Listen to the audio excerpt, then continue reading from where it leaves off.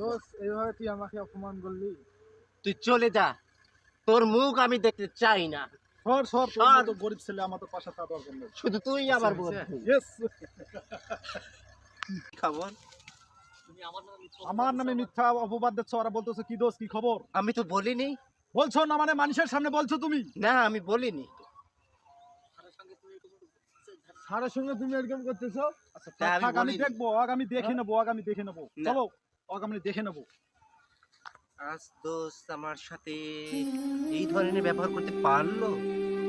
একসাথে বহুদিন বহু বছর ঘুরলাম বেড়ালাম, আর আজকে দোস্ত আমাকে এই অপমান করলো, তাও একটা 2 টাকার আধারের সাথে সাথে নিয়ে।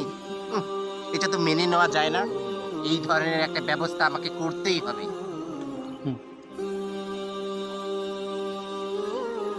দোস্ত কি খবর? আর বলিস না দোস্ত, আমার সাথে ব্যবহার খারাপ করছে এত বছর ধরে। দোস্তর সঙ্গে একসঙ্গে বেড়ালাম, একসঙ্গে অনেক। কেন এভাবে, এটা কি হলো? এত দুজনকার এত মধুর মিলন এটা কি হলো?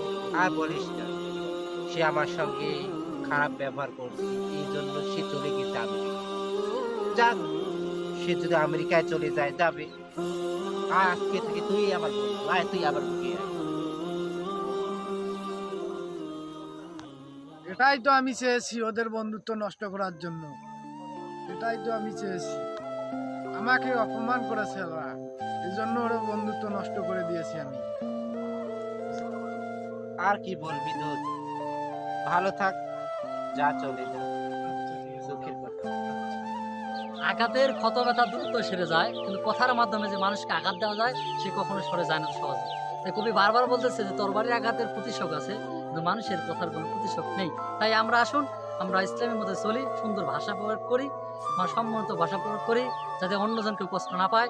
এই বিষয়ে আপনাদেরকে সতর্ক করলাম। সবাই ভালো থাকবেন, সুস্থ থাকবেন। আসসালামু আলাইকুম, আল্লাহ হাফেজ।